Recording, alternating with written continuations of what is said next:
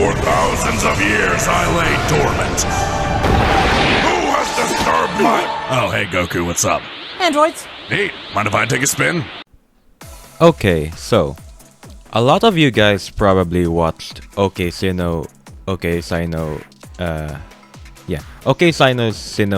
video on Kanta's breast milk and how deadly it might be. But as a professional Cantarella sexer, I have decided to respond to this analysis with my own and debunk a lot of misconceptions in the video. The main topics I want to discuss is the specific poisons Kanta digested and if they'll even actually affect breast milk at all. Because from what I've seen, he doesn't account the actual amount of poison transferred to the breast milk. First off, the arsenic, or her namesake poison Cantarella. While yes, she most probably specializes in that specific form of poison, it is far from her only poison intake.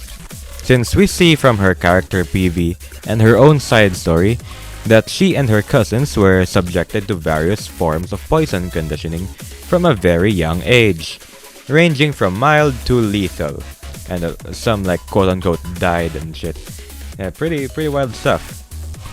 And while those poisons consumed from her childhood have mostly likely been excreted at this point, since poisons a majority of the poison actually is excreted from the body, it would be safe to assume her current demeanor around like 30 years later that she still finds it useful to dabble in conditioning here and there, as seen from the infamous or famous Kakyoin Cheria scene. Her body at this point has been subject to extreme amount of poison intake, and while most are excreted, a good amount probably permanently lingers in her bodily fluids, specifically blood, mucus, and urine. Also, side note, if you are curious if her piss is drinkable, it probably isn't. It's extremely poisonous. Unless you're me, of course, because I definitely can do it. But this does not transfer onto breast milk as you might assume. Breast milk is not blood, nor are mammary glands purely fat. Prolactin stimulates the alveolar epithelial cells to produce breast milk, which extracts nutrients from the body and not directly implements things like one's bloodstream into the milk.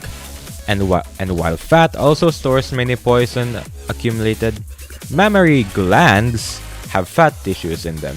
Mammary tissues does not. Also, studies show that consuming external teratogens like poisons and drugs only affect breast milk during the process.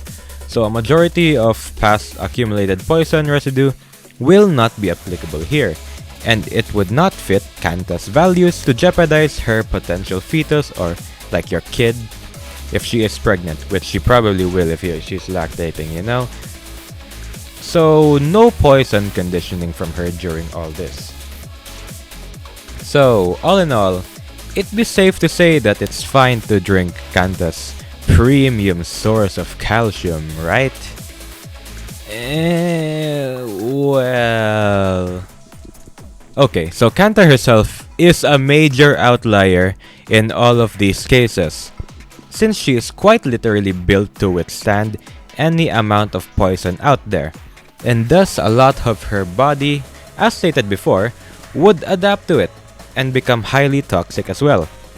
So while her breast milk itself would not have nearly as much toxic as her other fluids, it's still well above average in its content. And that's not even mentioning the medium of which it's transferred, since her skin would have poisonous properties at this point. So, in conclusion, you would have a very high chance of actually surviving if you drink her succulent source. But only if 1. You're a fully grown adult with decent immune system. And 2, if you're not literally biting and nibbling straight from the source. Which is a shame, but lucky for me, I'm built different, so I can do it without consequences. Alright, that's probably it. Thank you, and sub to OKCino since he's the one who did the first thing. And max out your Cantarellas. Also, I've got some Dojin reviews on my channel if you wanna check that out. And yeah, that's all. Bye.